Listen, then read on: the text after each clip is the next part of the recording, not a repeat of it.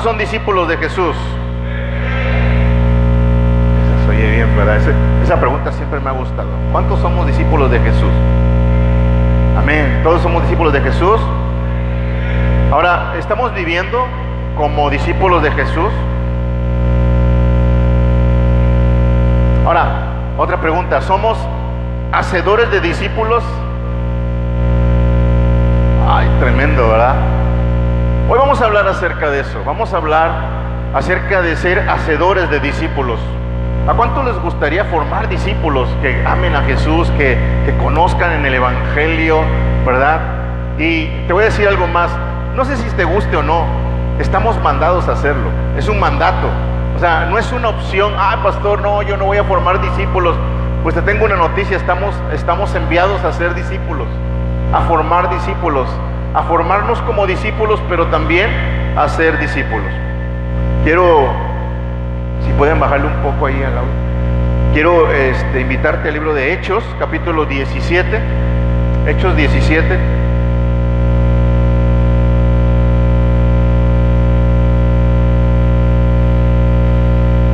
Vamos a comenzar viendo un tema acerca de un gran alboroto que se formó ahí, ¿verdad? En el libro de los Hechos, capítulo 17, versículo 6. Dice la escritura: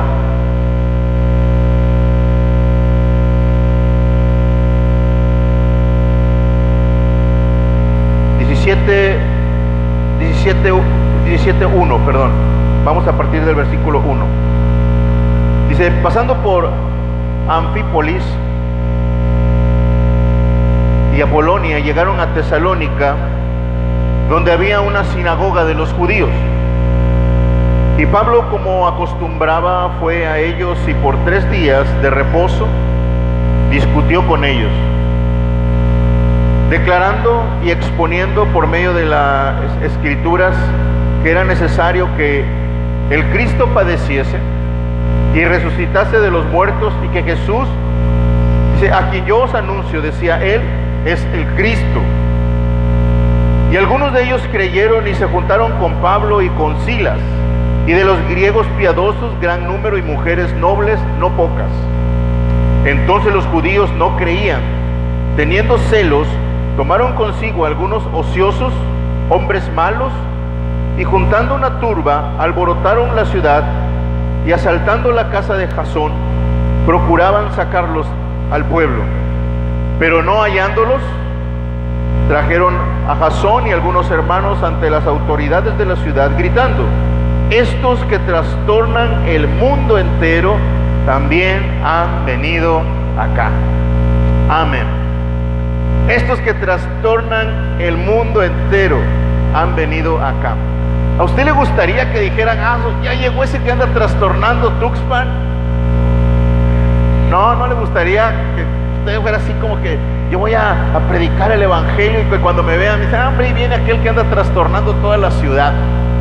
Ahora, ¿qué significa trastornar? Ahí esa palabra dice que básicamente alborotaban o despertaban a los dormidos, ¿no? La gente que no conocía de quién era Jesús, ellos comenzaban a predicarle, y lo que estaban diciendo es que estos vienen y arman un alboroto y empiezan a despertar. La gente que no conocía del evangelio comienza a conocer y comienza a querer caminar con Cristo. Y eso es lo que usted y yo tenemos que hacer. Que en esta ciudad, que en la colonia en donde tú vives, en el lugar donde tú estés, te conviertas en un trastornador de la ciudad. Que despiertes al que esté dormido, que armes un alboroto, ¿verdad? ¿Pero por qué? Por la presencia de Dios en tu vida. Este es uno de los grandes retos, ¿verdad? Ahora, ¿cómo lo hizo Jesús? Jesús se acercó a un grupo de hombres y solamente les dijo: síganme. Y ahí comenzó la historia, ¿sí? Imagínate que tú fueras uno de esos discípulos originales de Jesús, y que Jesús llega a tu vida y de repente te dice: sígueme.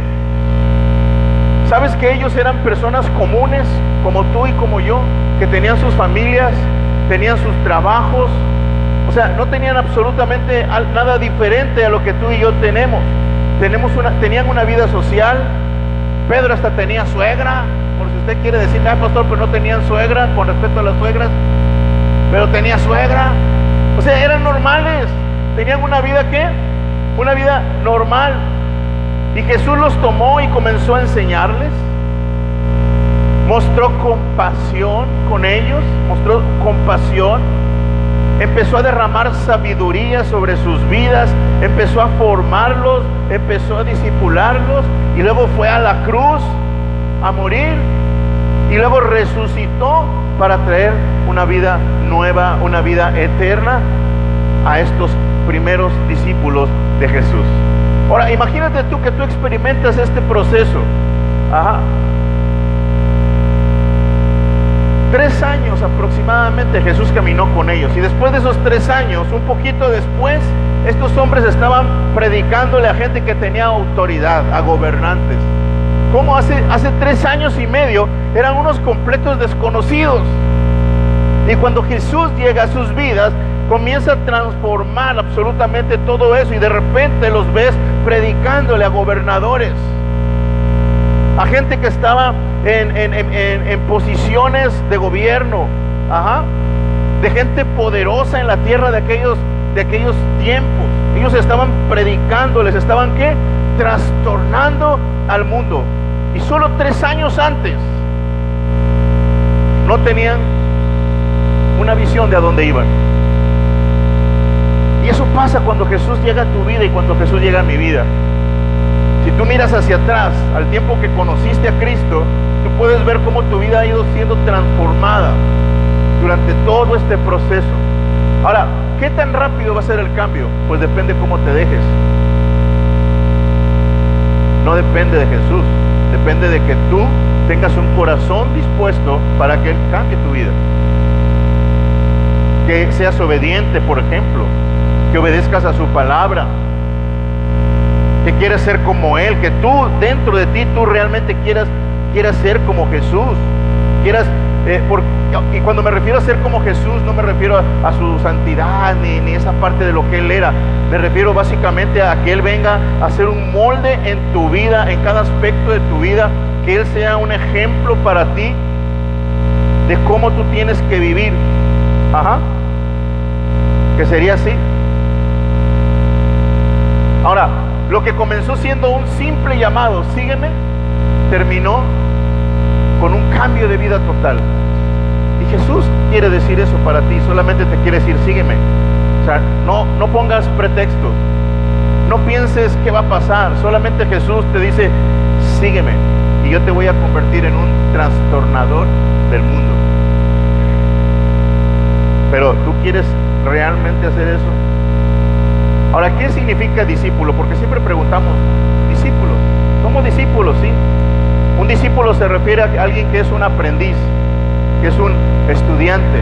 En aquellos tiempos había los rabís, los maestros, y ellos tenían sus discípulos, ¿verdad?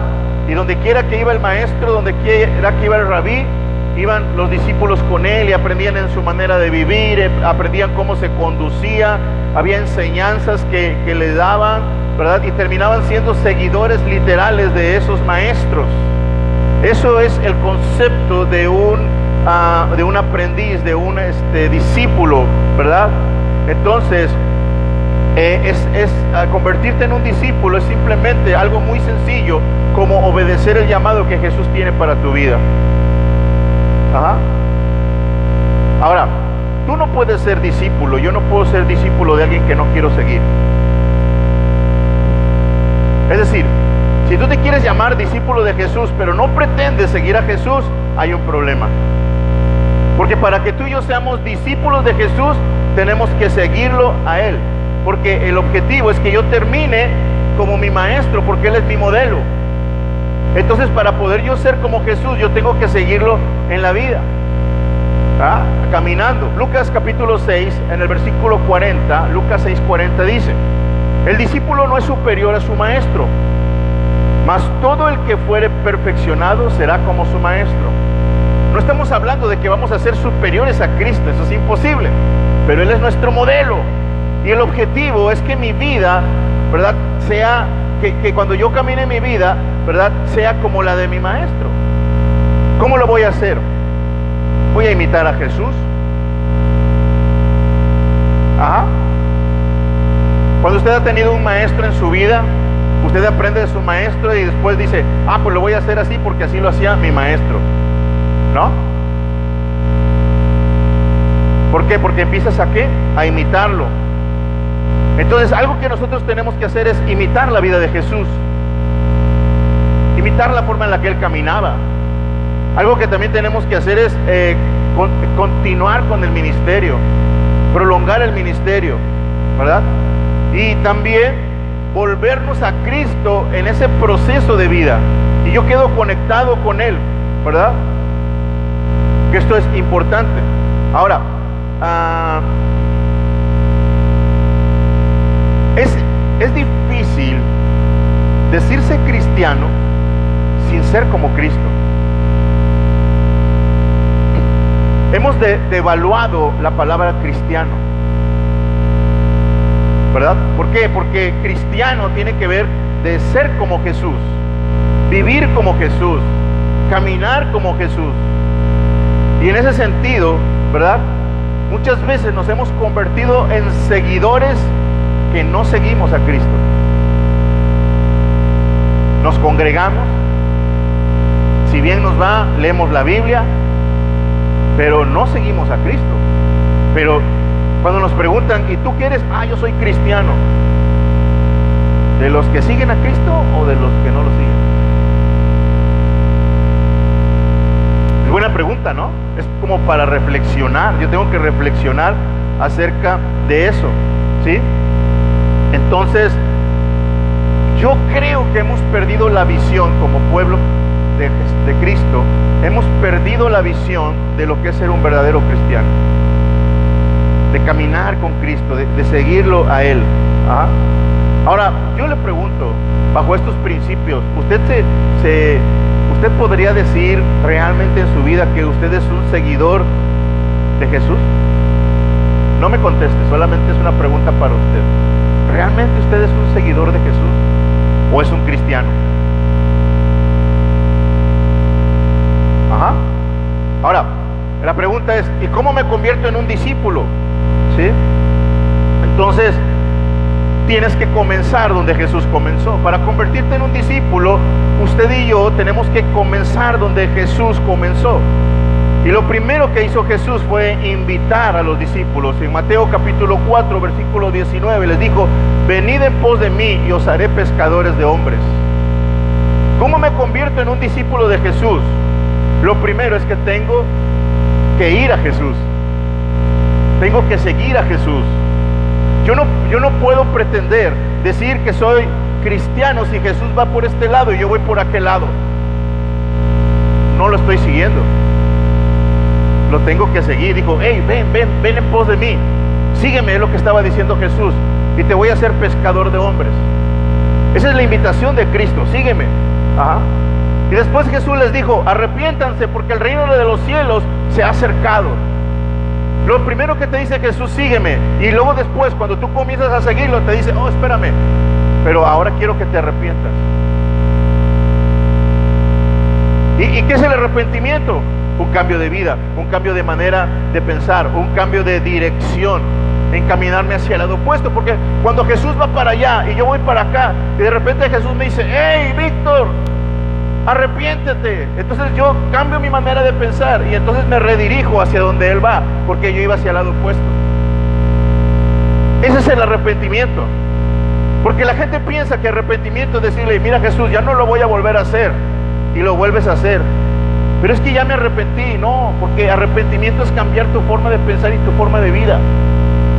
Si tú sigues haciendo lo mismo, no te has arrepentido realmente. No ha sido en esencia. Ajá. Entonces necesitamos arrepentirnos, ¿verdad?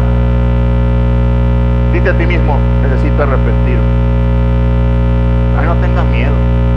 Necesito arrepentirme en áreas de mi vida. Necesito cambiar la dirección hacia donde voy.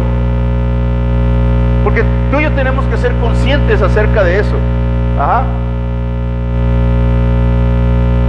Tengo que volverme de la forma que estoy pensando y de la forma que estoy viviendo a la forma correcta, al estilo y al modo de Jesús. Ahora, Jesús nos da dos mandamientos bien importantes y fundamentales en Mateo capítulo 22, versículo 40. Jesús dice: amarás al Señor tu Dios con todo tu corazón y con toda tu alma y con toda tu mente. Este es el primer y gran mandamiento. Y luego Jesús dijo: y el segundo es semejante: amarás a tu prójimo como a ti mismo. De estos dos mandamientos depende toda la ley y los profetas. ¿Qué era lo que estaba diciendo Jesús? Que todo, absolutamente todo, se reduce al amor. Amar a Dios y amar a los demás, como yo me amo a mí. ¿Sabes que como tú tratas a las demás personas, estás reflejando cuánto te amas tú mismo?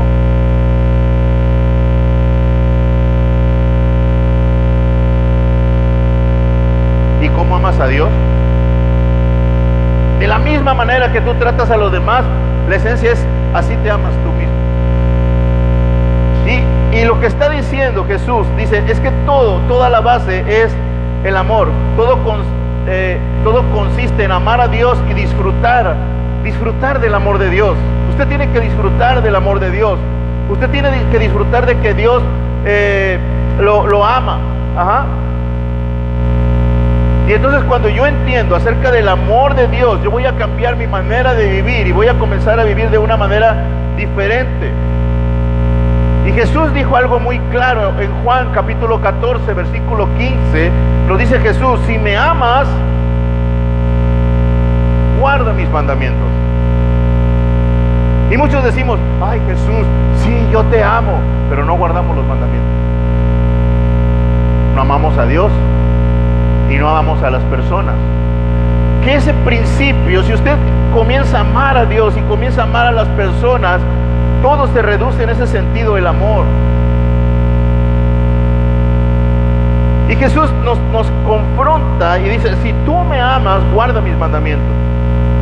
Entonces, cuando alguien te dice: oiga, es que yo amo a Jesús, y la pregunta es: ¿y guardas tus mandamientos? Porque Jesús dice que si lo amas, tienes que guardar tus mandamientos. Hola, ¿estamos aquí? Y luego Jesús dice en Mateo 28, versículos del 18 al 20: toda potestad me es dada en el cielo y en la tierra.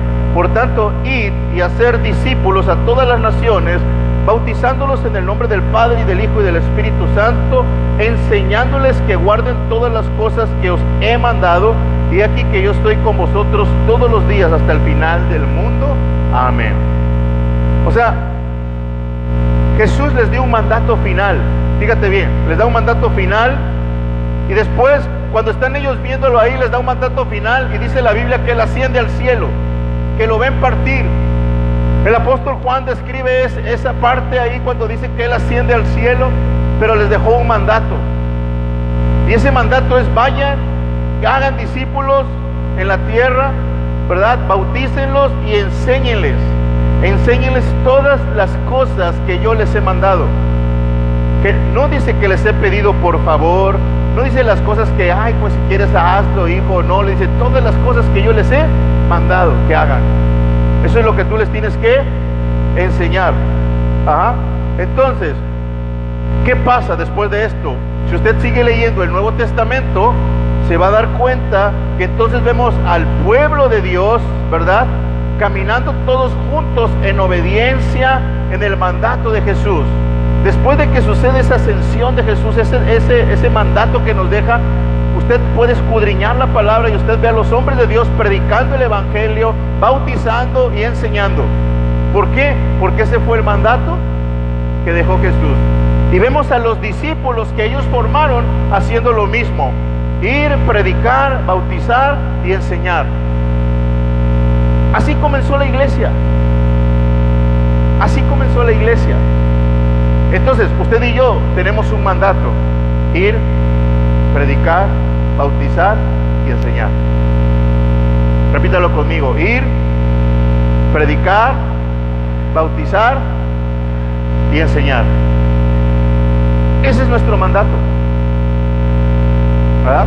No es el mandato exclusivo para el pastor, no es el mandato exclusivo para los líderes de la iglesia, es un mandato para todos y no es opcional, ¿verdad?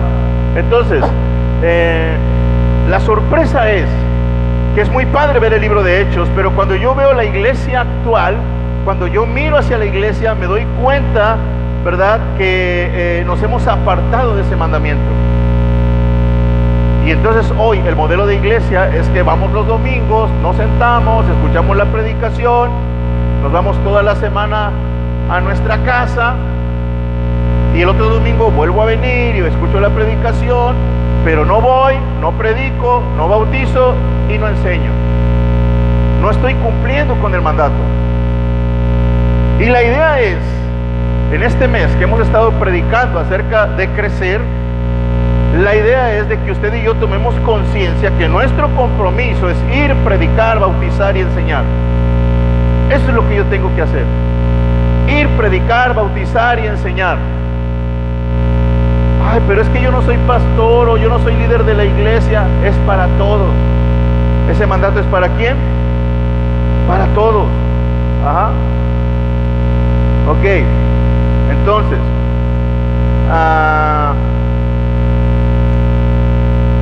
es fácil, pareciera fácil ir y predicar el evangelio, ¿verdad? Alcanzar discípulos. No es difícil de entender, porque usted ha venido durante 4 semanas y durante 4 semanas le hemos hablado de lo mismo: ir, predicar, bautizar y enseñar. 4 semanas que tenemos predicando lo mismo. ¿Y es entendible? Sí, es entendible. ¿Ustedes creen que ha sido entendible durante estas 4 semanas lo que tenemos que hacer? ¿Lo han entendido? ¿Lo han comprendido? ¿O no hemos predicado bien? ¿Sí se ha entendido? Ir, predicar, bautizar y enseñar. 4 principios. Ok, ahora, no es difícil de entender. El asunto es que es costoso. ¿Cómo, pastor? ¿Cómo que es costoso? Bueno, si tú escudriñas el Nuevo Testamento, te vas a dar cuenta que a muchos de esos que fueron, predicaron, bautizaron y enseñaron, les costó la vida. Predicar el evangelio es costoso. Implica un costo. Porque la mayoría de las personas no queremos compartir las enseñanzas de Jesús porque tenemos miedo a ser rechazados. Ese es el primer costo. Ay, es que es mi amigo y si yo voy y le hablo de Jesús me va a decir: ay, ya tú, aleluya, cálmate. Ay, sí, ahora sí muy santo, si antes hacías esto y hacías aquello. Ay, voy a perder su amistad. Y ay, no, mi familia, no, y olvídate. No, que no sepan que voy a lluvia de gracia porque no me la acabo. ¿Por qué? Porque compartir el evangelio, compartir sus enseñanzas, ¿verdad?, es costoso, nos cuesta trabajo, ¿o no? ¿No les cuesta trabajo?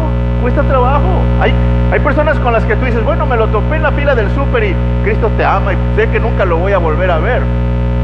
Pero ir con un amigo, con alguien que tengo un lazo de muchos años, y tener que hablarle del evangelio y decirle: mira, conocí a Jesús y no, ya lo conozco. No, es que usted no lo conoce, pastor, este se burla de todos y la verdad me va a acabar, pastor.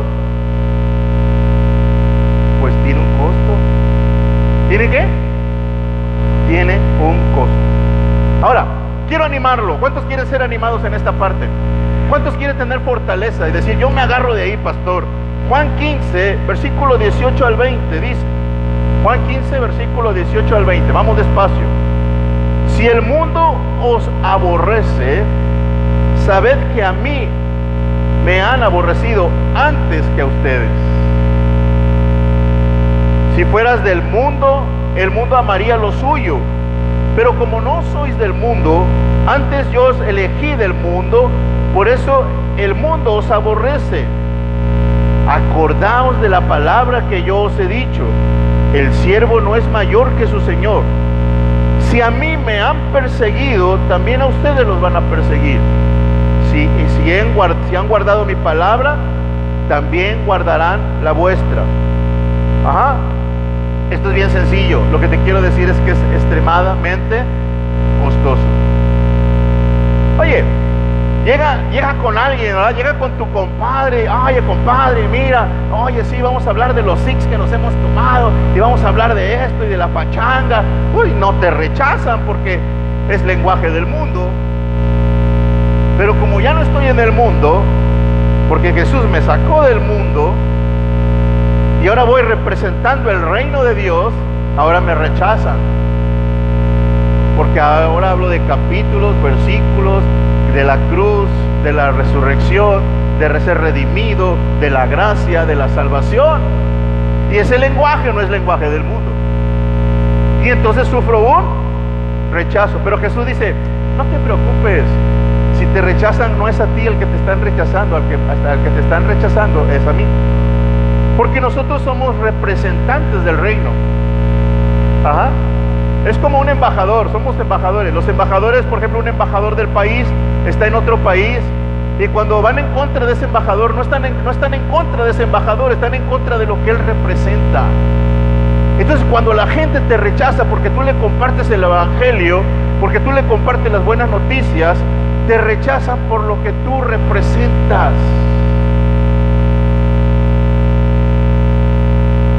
¿Ah? Entonces vaya que a compartir las buenas noticias. Diga algo conmigo. El discipulado, no lo escuché otra vez. El discipulado es tarea de todos. ¿Se escuchó? No, como que no, ¿verdad? A ver, el discipulado es tarea de todos. Mira, los miembros de la iglesia primitiva tomaron su responsabilidad. ¿Cuál era su responsabilidad? Ir, predicar, bautizar y enseñar, hacer discípulos. Ellos tomaron su responsabilidad. ¿Ah? Pero la mayoría de nosotros tiene una serie de pretextos o de razones por la cual no pueden discipular personas. Traje algunas, ¿verdad? Que dice, por ejemplo, no me siento llamado a ministrar. No, pastor, no, es que ese no es mi llamado, pastor. Mi llamado es la silla el domingo. ¿Cómo? Ese es mi llamado, pastor, pero ir, predicar, ese no es mi llamado. O la otra es, tengo muchas cosas que hacer. Pues, sabe todas las cosas que yo tengo que hacer, como para estarme invirtiendo todavía en la vida de otras personas.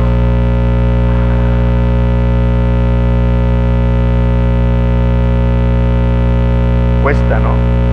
Le dije que tenía ¿qué? Un costo. No conozco lo suficiente. Hace 2 semanas le di una serie así bien rapidita de cómo usted podía compartir de una manera bien sencilla y fácil la palabra, ¿se acuerda? Hace 2 semanas, ¿no? Por ahí así. Algunos hasta le tomaron foto, búsquela ahí en su celular, ahí quedó, ¿verdad? Ahí la puede encontrar. Pero ponemos un montón de ¿qué? De pretextos, ¿sí? Ah, no, pastor, es que yo el domingo es el único día que tengo para lavar. Y menos ahora que nos van a cortar el agua 72 horas, pastor. Yo no voy a la iglesia, yo tengo que lavar porque 3 días no va a haber agua. Y ponemos una gran cantidad de pretextos para ir y predicar el evangelio. Ahora, ¿cuál es el mandato de Jesús? El mandato de Jesús es que usted salga de su casa y que comience a mirar alrededor suyo. Comience a mirar cómo vive su vecino, su vecina, su familia, sus amigos, las personas que pasan por su casa, cómo viven, pero no para criticarlos, para que te des cuenta que necesitan a Jesús.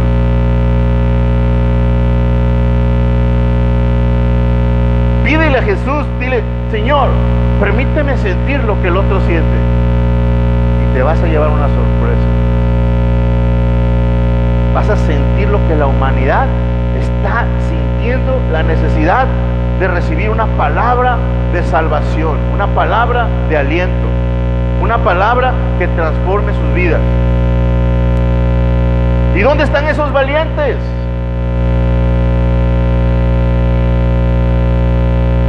Podríamos tomarnos una selfie aquí y decirle, mire, sonría porque aquí estamos los valientes.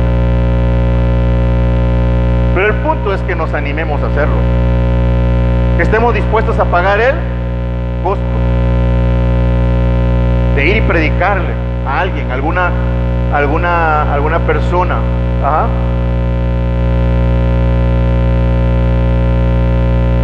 Todas las personas que tú te encuentres, tú saliendo aquí, cuando llegues a tu casa, todas las personas que tú veas hoy fueron creadas por Dios. Entonces, cuando tú ves a una persona, tú estás viendo la creación de Dios. Eso te va a empezar a permitir que veas la vida de una manera completamente diferente. Y a cada una de las personas, Jesús tiene un mandato que es seguirle. ¿Ah? Pero Dios ha puesto alrededor tuyo personas para que tú seas de influencia, para que tú resplandezcas y esa luz les llegue a esas personas que viven en la oscuridad y puedan conocer al Cristo que tú conoces, al Dios que tú conoces, para que tengan salvación para la eternidad. Pero tienes que considerar dar el primer paso para ser discípulos. Ajá. Ahora, yo te quiero ayudar. ¿Me dejas que te ayude? ¿Sí me dejas que te ayude? Quiero que pienses en una persona. Piensa en una persona que Dios te la puso ahí en tu vida. Ya está ahí, tú dices, ay, es que este es. Y que tú sientes en tu corazón que tú le tienes que hablar de Jesús. Una persona. ¿Ya tienes el nombre? Ay, Dios. Uno. Piensa en uno. Ahora, una vez que ya pensaste en esa persona, haz un compromiso de que vas a comenzar a compartirle de Jesús. Ajá. ¿Qué vas a hacer? A compartirle de Jesús. Ajá. Pero tú no puedes llegar, ¿verdad? Llegar a su casa y de repente ves ahí que tiene un altar y dices, ay, no, tienes que tocar este. No. Te va a sacar a patada. Primero tienes que conectar tu corazón con el corazón de la persona. Conecta con él. ¿Ah? Construye una relación con esa persona. Comienza a amarlo. Ay, pastor, pero es que es el peor de la colonia. Comienza a amarlo. Invítale a comer. Dale un obsequio. No sé, comienza a amarlo de alguna manera. Pídele al Espíritu Santo que te diga cómo lo tienes que amar. Porque hay personas que necesitan ser amadas. Es más, aquí hay personas que necesitamos sentirnos amados. No alce la mano. Todos necesitamos. ¿A cuánto les gusta que les regalen algo? A mí me gusta que me regalen algo, ¿verdad? No sé si a usted le gusta, pero a mí me gustan los regalos, ¿verdad? No le digo para que me traiga, no. Simplemente le digo que me gustan los regalos. Entonces, si tú llegas con un regalo para una persona, ¿tú crees que te lo va a rechazar? No te lo va a rechazar. Se va a sentir amado. Y comienzas a conectar con él, ¿verdad? Una relación, ¿sí? Quizás sea una persona que tiene años que la conoces y nunca te habías atrevido a acercarte de esta manera a su vida, ¿sí? Entonces, si hay una persona hoy que tú dices, híjole, pastor, ahorita que usted comenzó eso, inmediatamente yo pensé en Juanito. Déjame decirte algo, no es una coincidencia. No es una coincidencia. Dios te lo puso ahí, alrededor tuyo, porque quiere que tú seas de influencia para Él. Así como en un tiempo fuimos de influencia para el mundo, ¿verdad? Que más de alguno éramos así como que este es el que organiza todo y que vaya el Víctor y que todo y que no lo dejes porque le pone ambiente. Pues ahora que en esa misma influencia, que seas de influencia para alcanzarlos para Jesús. Amén.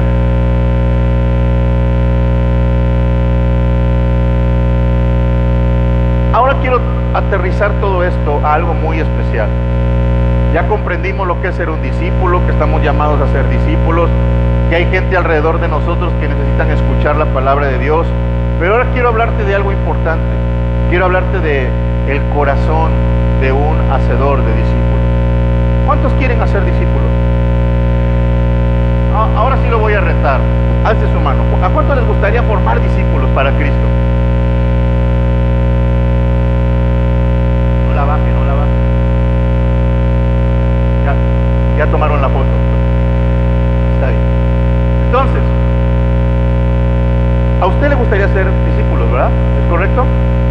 Le voy a hablar de algo muy importante, del corazón de un hacedor de discípulos, del corazón que alguien que forma discípulos.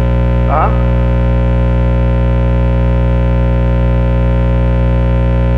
Le dije que como seguidores de Cristo tenemos que enfocarnos en hacer discípulos, pero ojo, tenemos que tener un corazón correcto.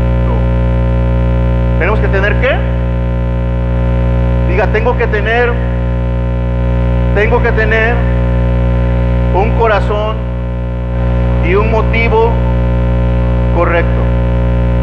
Porque si usted no tiene un corazón correcto y no tiene un motivo correcto para ser discípulos, déjeme decirle algo, usted está perdiendo el tiempo. Porque lejos de acercar las personas a Cristo, las va a alejar más. Porque tiene un corazón incorrecto para hablarle a las personas. Ajá.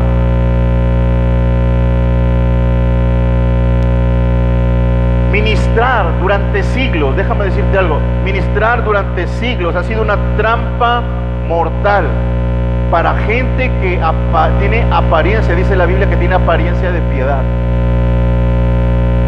Durante siglos ha sido una trampa mortal, personas que se acercan con una apariencia de piedad. Por eso nosotros tenemos que acercarnos con un corazón y un motivo, no le escuché, correcto.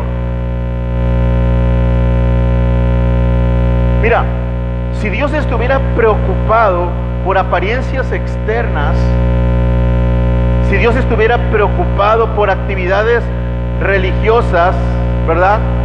Entonces cualquier cosa que haga cualquier ministerio le agradaría a Dios. Voy a tratar de otra vez. O sea, Dios no mira nuestras cuestiones religiosas, nuestras apariencias religiosas, nuestras apariencias personales. Porque así, si así fuera todo lo que cualquier ministro o ministerio quisiera hacer, Dios lo avalaría. ¿Me explico?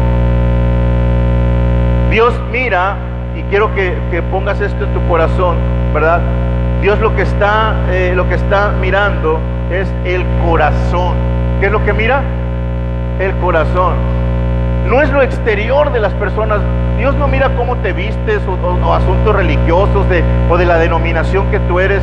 Dios lo que está mirando es tu corazón. Tremendo, ¿no? Porque la Biblia nos alerta acerca de eso. De todas las cosas guardadas, guarda tú, porque de Él guarda tu corazón. Ajá. Ahora, y mira cómo los trataba Jesús. Mateo capítulo 15, versículos 8 y 9. Decía, este pueblo de labios me honra, mas su corazón está lejos de mí. Pues en vano me honran enseñando como doctrinas mandamientos de hombres. Wow. Entonces lo primero que yo le tengo que decir a Jesús, si yo voy a ir a discipular, yo quiero que tú sanes mi corazón. Yo no quiero ir con una emoción equivocada. Yo tengo que ir con un corazón correcto. ¿De acuerdo?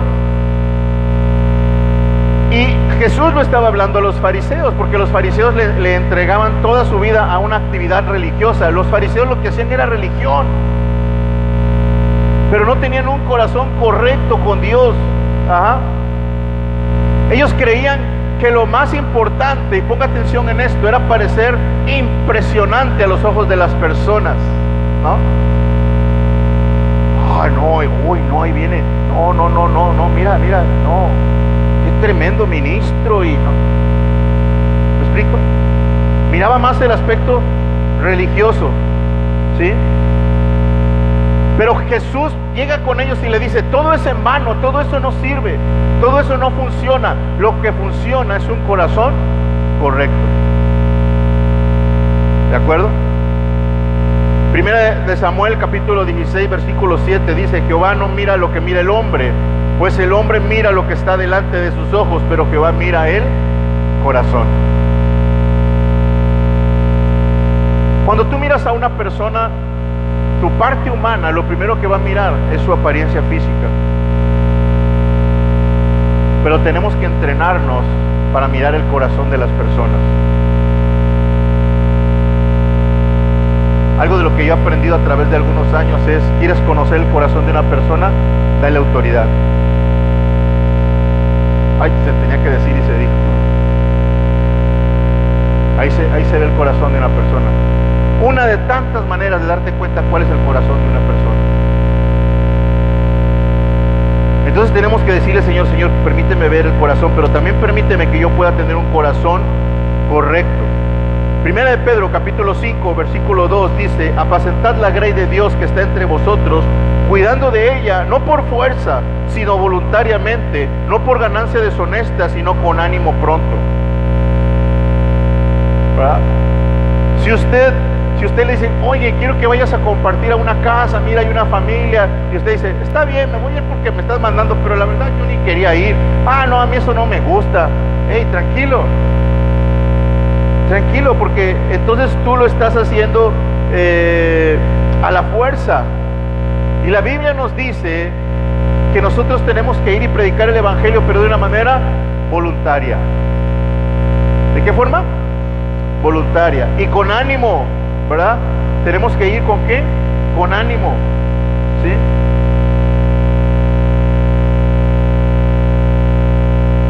Y como discipuladores tenemos que dar un impacto realmente a las personas que nosotros comenzamos a discipular. Y no estoy hablando de un impacto de: ay, cómo me apantalló. No, de un impacto de lo que hay en tu corazón de parte de Dios, porque eso es lo que tú le vas a ministrar a esas personas. Ajá. Ok, voy a comenzar a cerrar mi predicación. 1 Corintios 13 versículo 1 dice: si yo hablase lenguas humanas y angélicas y no tengo amor, vengo a ser como metal que resuena o címbalo que retiñe. Y si tuviese profecía y entendiese todos los misterios y toda ciencia, y si tuviese toda la fe, de tal manera que trasladase los montes, y no tengo amor, nada soy. Y si repartiese todos mis bienes para dar de comer a los pobres, y si entregase mi cuerpo para ser quemado y no tengo amor, de nada me sirve. Amados, lo más importante para poder cumplir, ir a ser discípulos, es el amor. Ajá. Si no tienes amor, no eres nada. Dile al que está a tu lado: si no tienes amor, no eres nada. No tenga miedo, dígaselo. Alguien se lo tenía que decir. Si no tienes amor, no eres nada. ¿Ah? Ahora, quiero despejar algo en ti nada más. El llamado de Jesús de hacer discípulos incluye enseñarle a las personas, claro que sí. Enseñarles ¿qué?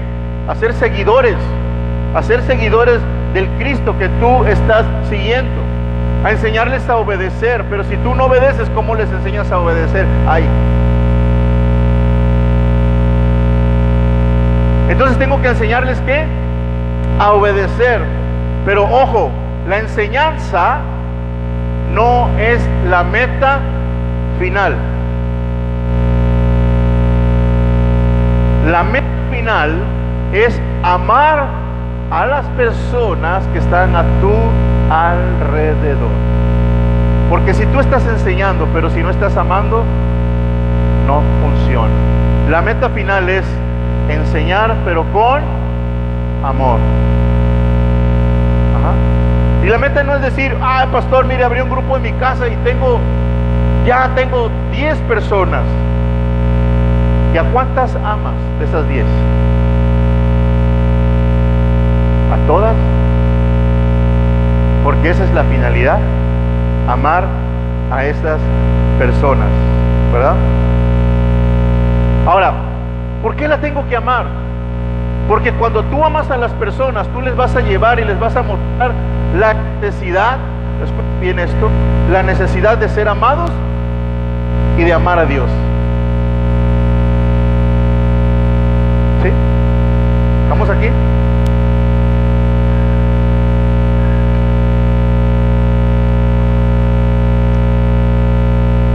¿Cuántos están listos? Me encantan las preguntas. ¿Cuántos están listos para poner su vida por la causa de Cristo?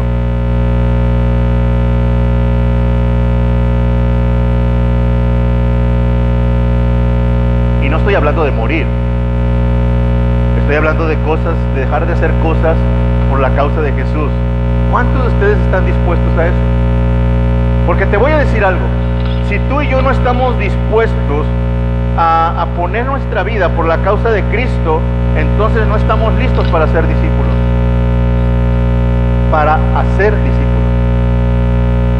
Porque para hacer discípulos tenemos que estar dispuestos a dejar de hacer algunas cosas para poder ir y compartir el Evangelio, para poder ir y amar a las personas. Pero al final del día, y con esto termino, hacer discípulos consiste en ver personas transformadas por el poder de la palabra de Dios.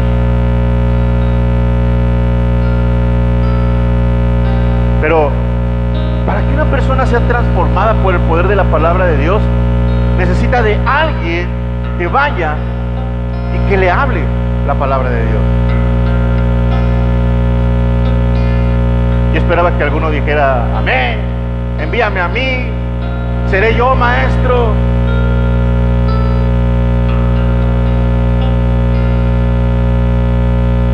Hay personas que están esperando que tú vayas, que los ames y que les leas la palabra de Dios. Porque en la palabra de Dios está contenido el poder para transformar sus vidas, para cambiar sus vidas y para regresarlos de la dirección donde iban a una nueva dirección, la dirección de Cristo Jesús.